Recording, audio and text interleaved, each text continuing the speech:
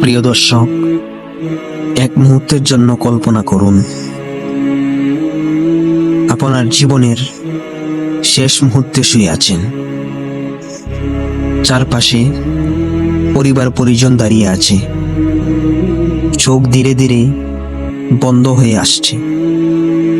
তখন যদি আপনাকে জিজ্ঞাসা করা হয় আপনার জীবনের সবচেয়ে বড় আফসোস কি, তখন কি উত্তর দেবেন? আজ আমরা এমন 5টি আফসোস নিয়ে আলোচনা করব যেগুলো মৃত্যুর আগে অধিকাংশ মানুষ অনুভব করে। 1, আমি কেন নামাজের গুরুত্ব বুঝলাম না। মৃত্যুর সময় সবচেয়ে বড় বাস্তবতা সামনে আসে। তখন মানুষ বুঝতে পারে ধন সম্পদ, বাড়ি গাড়ি, পদ পদবি কোনোটিই তার সঙ্গে যাচ্ছে না। যা যাচ্ছে তা হলো আমাল। অনেক মানুষ তখন আফসোস করে, হায় যদি আমি নামাজকে আরো গুরুত্ব দিতাম। 2, আমি কেন গুনাহকে ছোট মনে করলাম। শয়তান মানুষের কাছে গুনাহকে খুব ছোট করে দেখায়। একটা মিথ্যা, একটা হারাম সম্পর্ক, একটা সুদের লেনদেন, সবকিছুকে সে তুচ্ছ মনে করে। কিন্তু মৃত্যুর সময় মানুষ বুঝতে পারে আল্লাহর কাছে কোনো গুনাহই তুচ্ছ নয়। 3, আমি কেন কুরআনের সাথে সম্পর্ক গড়িনি। কত মানুষ দিনের পর দিন ফেসবুক, ইউটিউব, বিনোদনে ঘন্টার পর ঘন্টা কাটায়, কিন্তু কুরআন শেখার সময় পায় না। মৃত্যুর সময় এসে সে বুঝে যে কুরআন তাকে আলো দেখাতে পারত, সেটি সে অবহেলা করেছে। 4, আমি কেন দুনিয়াকে এত বড় বানালাম।